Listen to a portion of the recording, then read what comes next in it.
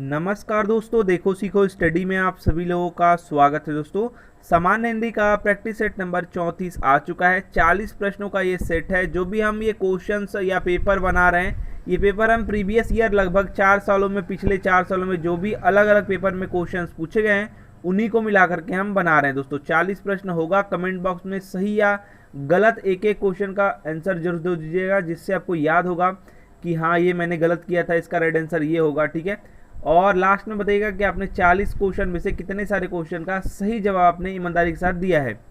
तो सबसे पहला नंबर क्वेश्चन है, निम्नलिखित में से कौन सी बोली राजस्थानी हिंदी के अंतर्गत आती है? इनमें से कौन सी बोली है जो कि राजस्थानी हिंदी के अंतर्गत आती है? जिन लोग को आ रहा है कमेंट बॉक्स में बता सकते हैं। तो देखिए, राजस्थानी हिंदी के जो अंतर्गत इनमें से जो आती है वो है मेवाती। ठीक है, मेवाती।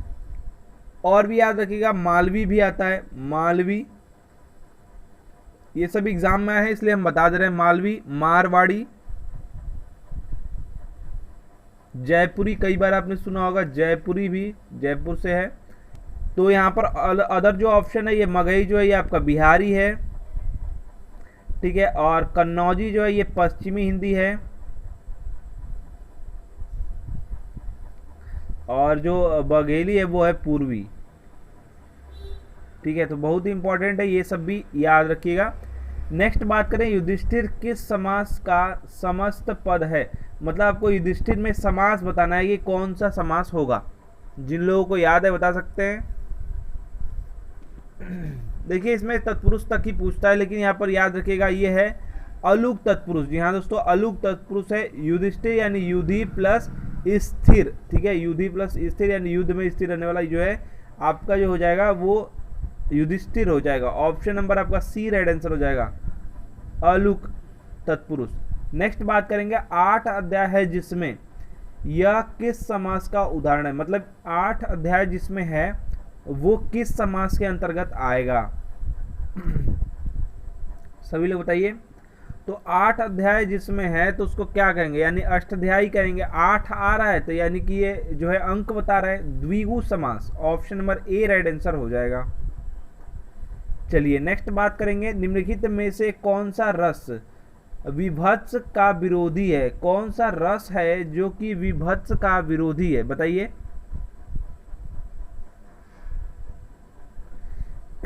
देखिए, विभत्स जो है ये होता है घृणा। ठीक है, घृणा होता है। तो इसका जो होगा वो विभत्स का हो जाएगा घृणा। तो अगर यहाँ पर बात किसका क्या रहेगा? प्रेम रहेगा। ठीक है, प्रेम। तो प्रेम किस में आएगा? भयानक में तो आएगा नहीं, वीर में तो आएगा नहीं, करुण में तो आएगा नहीं, श्रृंगार में आएगा। ऑप्शन नंबर सी जो है राइट आंसर हो जाएगा। नेक्स्ट बात करेंगे, राजा भिक्षुक को दान देता है, वाक्य में कौन सा कारक है? राजा भिक्षुक को दान देता है, इस वाक्य में कौन सा कारक है? सभी लोग बताएंगे।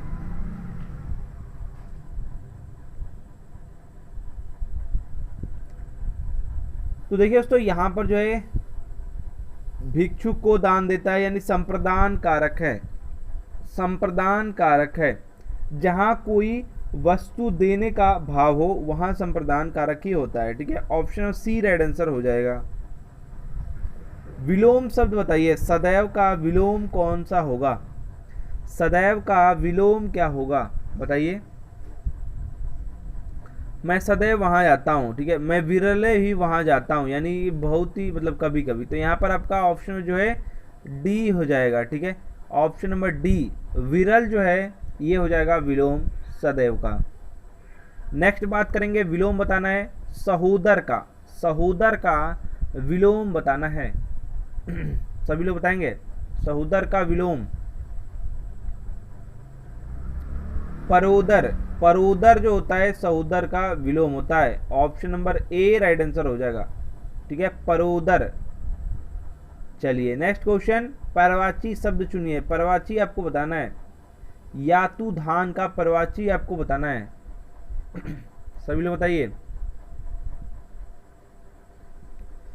निशिचर होता है दोस्तों, निशिचर। ठीक है, ये जो है राक्षस के हैं, राक्षस, असुर, दैत्य, दानव, आपका सुरारी या फिर रजनीचर, ये सब जो होता है ये सब जो है असुर का होता है। ठीक है, नेक्स्ट बात करेंगे पर्वाची शब्द चुनिए। रात का पर्वाची इनमें से क्या होगा, बताइए सभी लोग, रात का पर्वाची इनमें से क्या होगा। त्रियामा, त्रियामा जो है रात का पर्वाची है, याद रखिएगा त्रियामा जो है रात का पर्वाची है। और भी है रजनी, जो हमने वहाँ पे बात किया रजनीचर। ठीक है, रजनी, निशा, रात्रि का विभावरी, रैन, ये सब जो है होता है। नेक्स्ट बात करेंगे नेक्स्ट बात करेंगे पर्वाची शब्द आपको बताना है। ग्रीवा है, ये ग्रीवा लिखा हुआ है, ग्रीवा लिखा हुआ है, ग्रीवा का पर्वाची बताइए। तो ग्रीवा का जो पर्वाची हो जाएगा गर्दन हो जाएगा, गर्दन। ऑप्शन में डी रेड आंसर हो जाएगा। ठीक है, अन्य जो पर्वाची है वो है गला, कंठ, ये सब। ठीक है, नेक्स्ट बात करेंगे गोबर गणेश, यह किस समास का उदाहरण है। गोबर गणेश जो है ये किस समास का उदाहरण है, बताएंगे। गोबर गणेश मतलब कि गोबर से बने या निर्मित जो है गणेश। ठीक है, गोबर से निर्मित गणेश, यानी ये जो है ये आपका जो है कर्ण, कर्ण जो है तत्पुरुष है, कर्ण तत्पुरुष। ठीक है, कर्ण तत्पुरुष। ठीक है, नेक्स्ट क्वेश्चन, तीन वेड़ियां मिलती हैं जहां, यह किस समास का उदाहरण है। तीन वेड़ियां मिलती है जहां, ये जो है किस समास का उदाहरण है। देखिए ध्यान दीजिएगा, यहाँ पर तीन देख करके आप द्विगु मत मार दीजिएगा। देखिए क्या इसमें बात है, कभी कभी देखिए मैंने आपको बहुब्रीही में बताया था कि बहुब्रीही में ये किसी और को इंडिकेशन देता है। ठीक है, तो ये याद रखिएगा कि जब आपको नए समझ में आए, कुछ लगे कि बहुब्रीही जैसा है और द्विगु और बहुब्रीही दोनों दिया है, तो बहुब्रीही आंसर मार दीजिएगा। ठीक है, यहाँ पर आपका सही होने के ज़्यादा चांस हैं। लेकिन देखिए समझिएगा, यहाँ पर मतलब होता है तीन वेड़ियाँ जहाँ मिलती हैं उनको क्या कहेंगे, यानी कहेंगे त्रिवेणी। ठीक है, त्रिवेणी को कहते हैं तीन जो है वेड़ियाँ जहाँ मिलती हैं। ठीक है, अगर यहीं पर होता कि जो है तीन वेड़ियों का संहार, तो यहाँ पर हम मार सकते थे द्विगु। ठीक है, अगर आ जाता तीन वेड़ियों का संहार तो आप यहाँ पर द्विगु मार सकते थे, लेकिन यहाँ पर जो है इंडिकेशन कहीं और दे रहा है, संकेत कहीं और कर रहा है, तो बहुब्रीही राइट आंसर होगा, option number B. Next question है सदा सच बोलना चाहिए, सदा सच बोलना चाहिए यह किस प्रकार का वाक्य भेद है। सदा सच बोलना चाहिए किस प्रकार का वाक्य भेद है, बताइए। संदेहवाचक, इच्छावाचक, आज्ञावाचक, संकेतवाचक, सभी लोग बताएंगे।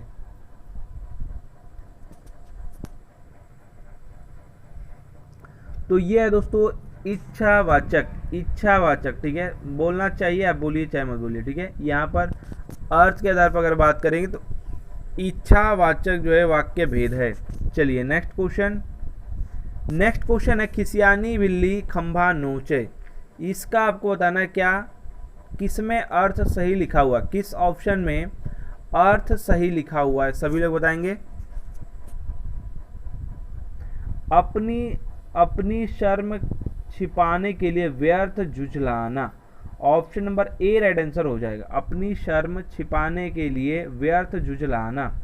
नेक्स्ट बात करेंगे काठ की हांडी बार बार नहीं चढ़ती, इसका सही अर्थ किस ऑप्शन में दिया हुआ है। काठ की हांडी बार बार नहीं चढ़ती, इसका जो है सही अर्थ कौन से ऑप्शन में दिया हुआ है।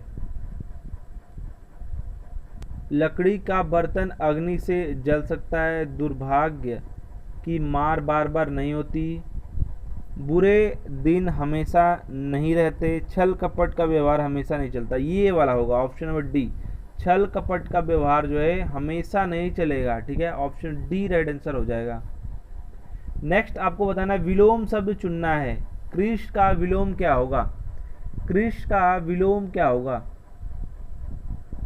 देखिए कृष मतलब होता क्या है, जो होता है दुबला पतला, पतला दुबला को कृष कहते हैं। तो विलोम की बात आएगी यानी हष्ट पुष्ट। ठीक है, option number D red answer हो जाएगा, हृष्ट पुष्ट जो है उसको कहेंगे। विलोम शब्द चुनना है अल्पज्ञ का, अल्पज्ञ का विलोम शब्द क्या होगा, सभी लोग बताइए। बहुत ही आसान है, सभी लोग बताइए। अल्पज्ञ यानी बहुत ही कम जानने वाला, कम ज्ञान रखने वाला। तो सर्वज्ञ यानी सब ज्ञान रखने वाला, सब जानने वाला। ऑप्शन नंबर जो है ए राइट आंसर हो जाएगा। नेक्स्ट बात करेंगे खूंटी का बहुवचन बताइए। खूंटी का बहुवचन क्या होगा?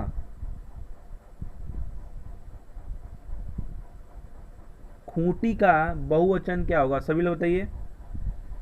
खूंटी का खूंटियां होता है, खूंटियां, ठीक है, ईया लगा देंगे, ईया लगा देंगे प्रत्यय, खूंटियां हो जाएगा। ऑप्शन जो है यहाँ पर सी राइट आंसर हो जाएगा। नेक्स्ट बात करेंगे निम्नलिखित अनेकार्थी शब्द का दूसरा अर्थ बताइए। अज, अजन्मा, इसका जो है एक दूसरा कोई अर्थ होता है वो बताइए। दूसरा कोई अर्थ बताइए। देखिए दूसरा इसका अर्थ जो है ईश्वर ही होगा। यहाँ पर ये बात कर रहा है अज, अजन्मा, अर्थात जो है जिसका कभी जन्म न हुआ हो न ही कभी मृत्यु हुआ हो। तो यहाँ पर जो है option number D right answer हो जाएगा, ईश्वर। नेक्स्ट बात करेंगे निम्नलिखित में से कौन सा शब्द वर्तनी की दृष्टि से शुद्ध है। कौन सा इनमें से शब्द है जो कि वर्तनी की दृष्टि से शुद्ध है, मतलब प्रतिनिधि जो लिखा हुआ है वो कौन सा सही लिखा हुआ है, सभी लोग बताएंगे। तो ये प्रतिनिधि जो है ऑप्शन नंबर जो ए में लिखा हुआ है वो बिल्कुल सही है। ऑप्शन नंबर ए में प्रतिनिधि जो लिखा हुआ है ये सही लिखा हुआ है, option number A right answer हो जाएगा। नेक्स्ट बात करेंगे त्रुटि वाले भाग को चुनना है। मतलब कि यहाँ पर देखिए एक एक बांट दिया गया है। विद्यालय में जलपान को उत्तम प्रबंध है और त्रुटि नहीं है। इसको देखिए एक एक में बांट दिया गया है, तो आपको बताना है कि कहाँ पर त्रुटि है। दोस्तों अगर आप यहाँ पर ध्यान से पढ़ें तो यहाँ पर विद्यालय में जलपान को नहीं, जलपान का रहता है, जलपान का उत्तम प्रबंध है या जलपान के लिए, तो ये सही होता है। लेकिन जलपान को गलत है, ये ऑप्शन जो है बी में त्रुटि है। नेक्स्ट बात करेंगे, आपको त्रुटि चुनना है, क्या इसमें आंसर होगा तोड़ तोड़ के यहाँ पर बताया है किस ऑप्शन में गलती है, या फिर गलती नहीं है तो ऑप्शन में डी बता सकते हैं। यहाँ पर है दोस्तों मुझे रेलगाड़ी में यात्रा करना, ठीक है, यहाँ पर अच्छी लगती है, ये गलत है, अच्छी लगती नहीं है, यहाँ पर अच्छा लगता है, यानी ऑप्शन सी जो है यहाँ पर त्रुटिपूर्ण है, गलत है। नेक्स्ट बात करेंगे निम्नलिखित में से कौन सा तत्सम शब्द है। इनमें से कौन सा है जो कि तत्सम शब्द है, सभी लोग बताइए। इनमें से कौन सा है जो कि तत्सम शब्द है।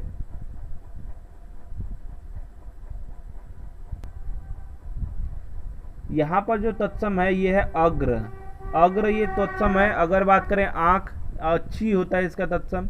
आज की बात करें तो अध जो होता है वो होता है आग का अग्नि होता है। तत्सम खुद आगे के लिए जो है अग्र यूज किया जाता है, अग्रभाग, ठीक है, यानी आगे की बात हो रही है। ऑप्शन ए राइट आंसर हो जाएगा, तत्सम है। नेक्स्ट बात करेंगे वाक्यों के लिए एक शब्द, यानी पर्वत की तलहटी के लिए कोई एक शब्द का यूज किया जाता है, वो बताइए। पर्वत की तलहटी के लिए कोई एक शब्द, बहुत ही इंपॉर्टेंट ये सब क्वेश्चन है, ध्यान दीजिए और कमेंट बॉक्स में उत्तर दे के ही देखा करिए। उपत्यका, उपत्यका बहुत ही इंपॉर्टेंट है, कई लोगों को नहीं आता है, एकदम रट लीजिए, एग्जाम में आ चुका है, कई बार आया है और लोगों को समझ में नहीं आता क्या करें। उपत्यका होगा, उपत्यका कहा जाता है पर्वत की तलहटी को, ठीक है, याद रखिएगा, बहुत इंपॉर्टेंट है। ऑप्शन डी राइट आंसर हो जाएगा। नेक्स्ट बात करेंगे वाक्यों के लिए एक शब्द, कंजूसी से धन व्यय करने वाला क्या कहलाता है। कंजूसी से अगर कोई धन को व्यय करता है उसको क्या कहेंगे। कृपण कहते हैं, कृपण, ऑप्शन ए राइट आंसर हो जाएगा, याद रखिएगा, बहुत इंपॉर्टेंट ये भी है, बहुत सारे लोगों को नहीं आता है। कृपण कहते हैं, ठीक है, कंजूसी से अगर धन कोई व्यय करता है उसको कहते हैं कृपण। चलिए नेक्स्ट क्वेश्चन, रिक्त स्थानों की पूर्ति करना है। क्या है क्वेश्चन, उसका हृदय इतना कोमल है कि मित्र तो क्या वह अपने, यहाँ पर खाली स्थान है, को भी चोट नहीं पहुंचाता। बताइए सभी लोग, यहाँ पर क्या भरा जाएगा। मित्र तो क्या, अब शत्रु ही भरा जाएगा, शत्रु को भी चोट नहीं पहुंचा सकता। ऑप्शन ए राइट आंसर हो जाएगा। नेक्स्ट है रिक्त स्थानों की पूर्ति करना है। देश रक्षा के लिए प्रत्येक नागरिक को, खाली स्थान है, रहना चाहिए, क्या तैयार रहना चाहिए, क्या करना चाहिए, वो आपको बताना है। ऑप्शन दिया हुआ है, ऑप्शन के हिसाब से भरना है। क्या यहाँ पर भराएगा, रहना चाहिए, क्या रहना चाहिए, उद्दत रहना चाहिए, उद्दत। ऑप्शन नंबर जो है डी में सही लिखा हुआ है, उद्दत रहना चाहिए, ठीक है। उद्दत का अर्थ होता है तत्पर, ठीक है। नेक्स्ट बात करेंगे, अरविंद शब्द का परवाची शब्द बताइए। अरविंद जो है वो किसका जो है परवाची है, बताइए। कई बार मैंने डिस्कस किया है, अरविंद का परवाची बहुत बार एग्जाम में आया है। देखिए ये जो है कमल को कहते हैं, ठीक है, कमल। जलज, पंकज जो है, सरोज, ये सब जो है, अंबुज, राजीव, ये सब सब जो है आपका कमल का है परवाची। नेक्स्ट बात करेंगे, निर्धन शब्द में कौन सी संधि है, निर्धन जो है शब्द में कौन सी संधि है। तो देखिए निर्धन में निर लगा हुआ है, इसी से बताइए, जब सभी लोग बता दीजिए, सभी लोग इसका आंसर बताएंगे। मैंने बता दिया है, निर लगा हुआ है, तो मैं विसर्ग लगा हुआ है नी वाला, तो आप सीधे ही पता लगा सकते हैं कि विसर्ग संधि है, विसर्ग लगेगा विसर्ग संधि, ठीक है, देखते ही बता सकते हैं। नेक्स्ट बात करेंगे, देशांतर शब्द में कौन सा समास है, देशांतर शब्द में कौन सा समास है।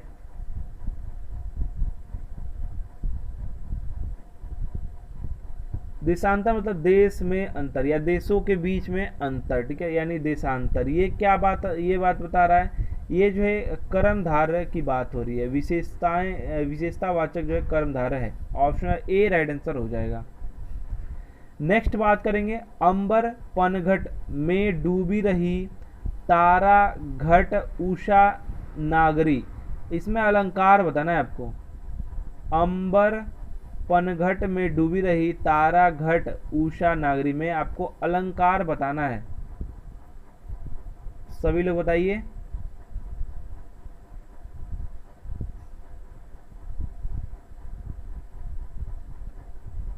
तो देखिए अगर भावार्थ को निकालें तो यहाँ पर जो है अंबर मतलब आकाश होता है, पनघट मतलब समझिए कि जो है पानी होने की बात हो रही है, पानी में, तो यहाँ पर जो है आकाश पानी में डूबा हुआ प्रतीत हो रहा है, ठीक है। अर्थात अगर बात करें तो आकाश रात्रि में, आकाश जो है उसके जो तारे हैं वो आपके जो है यहाँ पर घट यानी कि आपके पानी में जो है यहाँ पर जो है दिखाई दे रहे हैं या आ रहे हैं, कुछ भी कह सकते हैं।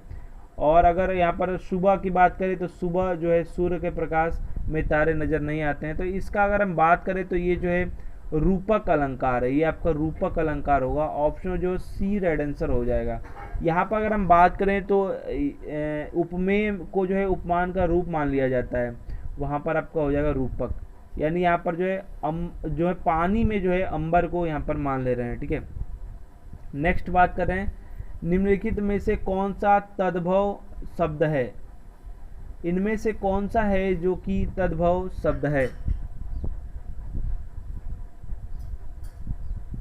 देखिए जो अमीय जो है ये परवाची है अमृत का, आप सुने होंगे, तो ये तद्भव ही है, ठीक है, ये अमृत का तद्भव रूप है। बाकी अगर बात करें ये इष्टिका, कुपुत्र और जो है उलूक जो है, ये सभी जो है आपके तत्सम हैं। नेक्स्ट बात करेंगे, वाक्यों में आपको सही वाक्य का चयन करना है, यानी जो सही वाक्य लिखा हुआ है उसका चयन आपको करना है। चलिए पढ़ते हैं, तुलसी अवधि के श्रेष्ठ कवि और ब्रज भाषा के सूर हैं। आगे बताया गया है, तुलसी अवधि के श्रेष्ठ कवि हैं और सूर ब्रज भाषी हैं। तुलसी और सूर अवधि के और ब्रज के श्रेष्ठ कवि हैं। आगे बताया गया, तुलसी और सूर क्रमशः अवधि और ब्रज के श्रेष्ठ कवि हैं। तो सभी लोग बताइए, ब्रज भाषा के सभी लोग बताइए। देखिए यहाँ पर क्रमशः वाला काफ़ी अच्छे से सेट किया है, ऑप्शन डी ही आंसर होगा। तुलसी और जो है सूरदास की बात हो रही है, ठीक है, तो तुलसी क्रमशः कर देगा था यानी अवधि के हो गए, और सूरदास यानी कि ब्रज भाषा के हो गए। तो ये जो है ऑप्शन डी में वो सही सेट किया है, श्रेष्ठ कवि हैं। नेक्स्ट बात करेंगे, आपको सही वाक्य का चयन करना है, यहाँ पर लिखा हुआ है कई तरीके से, सभी लोग बताएंगे। जीवन और साहित्य का निकट संबंध है, जीवन और साहित्य का घोर संबंध है, जीवन और साहित्य का अगाध संबंध है, जीवन और साहित्य का घनिष्ठ संबंध है। तो सभी लोग बताइए इसका राइट आंसर क्या होगा, कौन सा सही है। घनिष्ठ संबंध, जीवन और साहित्य का घनिष्ठ संबंध है। Option number D right answer हो जाएगा। ठीक है, नेक्स्ट बात करेंगे करुण रस का स्थायी भाव क्या है। करुण रस का स्थायी भाव क्या होगा? करुण रस का स्थायी भाव बताइए। करुण का क्या होगा? करुण का शोक होगा। शोक जो है स्थायी भाव होता है। अगर यहीं पर उत्साह जो होता है वो किसका स्थायी भाव है? ये उत्साह जो है वीर रस का है। ठीक है, रति जो है ये किसका है? रति जो है श्रृंगार यानी प्रेम श्रृंगार रस का है। और यहाँ पर हास्य जो है ये आप जानते हैं कि जो है हास्य जो है ये हास्य लिखा, ये हास्य नहीं रहना चाहिए, हास्य रहना चाहिए, तो ये आपका हास्य का ही हो जाएगा। नेक्स्ट बात करेंगे मैं खाना खा चुका था, इस वाक्य में कौन सा भूतकालिक भेद है? मतलब कि भूतकाल का कौन सा भेद है ये आपको बताना है। मैं खाना खा चुका था में आपको बताना है कि कौन सा जो है वाक्य भेद है। सभी लोग बताएंगे। देखिए चुका था है ना, तो पूर्ण भूतकाल, ये पूरा हो चुका है। ठीक है, ऑप्शन नंबर आपका डी राइट आंसर हो जाएगा। पकड़ सकते हैं, मैंने आपको पहले भी बता रखा है।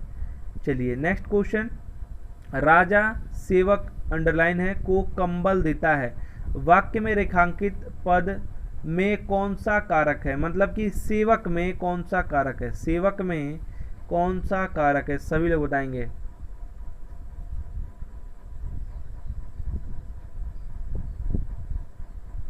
के लिए को यानी कि संप्रदान कारक है। Option number A right answer हो जाएगा। ए, ऑप्शन ए। ठीक है, नेक्स्ट बात करेंगे ठठेरा शब्द का लिंग परिवर्तित कीजिए, यानी ठठेरा का स्त्रीलिंग अब करिए, और स्त्रीलिंग है तो पुल्लिंग कीजिए, तो स्त्रीलिंग तो है नहीं, तो क्या हो जाएगा? ठठेरिनी, ठठेरिन। ठीक है, ठठेरिन हो जाएगा, ठठेरिन नहीं, ठठेरिन। Option number A right answer हो जाएगा। ठठेरा का ठठेरिन, ठठेरिनी नहीं, नहीं ठठेरी, नहीं ठठारी। ठीक है, ये सब नहीं होगा, ऑप्शन ए राइट आंसर हो जाएगा। नेक्स्ट क्वेश्चन है व्यक्तिगत पत्र किनके मध्य लिखा जाता है?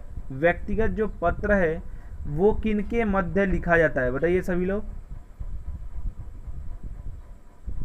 सभी लोग बताइए। व्यक्तिगत पत्र जो है वो किनके लिए लिखा जाता है? खत्म होने वाला दोस्तों 40 प्रश्न। तो देखिए व्यक्तिगत जो हम लिखेंगे सगे संबंधी मित्रों आदि को लिखते हैं। ठीक है, चलिए नेक्स्ट क्वेश्चन और लास्ट क्वेश्चन है ये, च छ ज झ य। मैंने बता रखा है च वर्ण की बात हो रही है। ठीक है, इसका उच्चारण स्थान क्या है? इसका उच्चारण स्थान क्या है? लास्ट क्वेश्चन है ये। इसके बाद आपको बताना है 40 प्रश्नों में से आपने कितने सारे क्वेश्चन का सही जवाब दिया है। तो तालु है दोस्तों, तालु जो है ये है च वर्ण का उच्चारण स्थान। ऑप्शन सी राइट आंसर हो जाएगा। अब दोस्तों कमेंट बॉक्स में बताइए आपने 40 क्वेश्चन में से कितने सारे क्वेश्चन का ईमानदारी के साथ सही जवाब दिया है। साथ ही साथ आपको 34 नंबर प्रैक्टिस सेट कैसा लगा कमेंट बॉक्स में जरूर बताइए। हमारा वीडियो देखने के लिए आप सभी लोगों का फिर से बहुत बहुत धन्यवाद।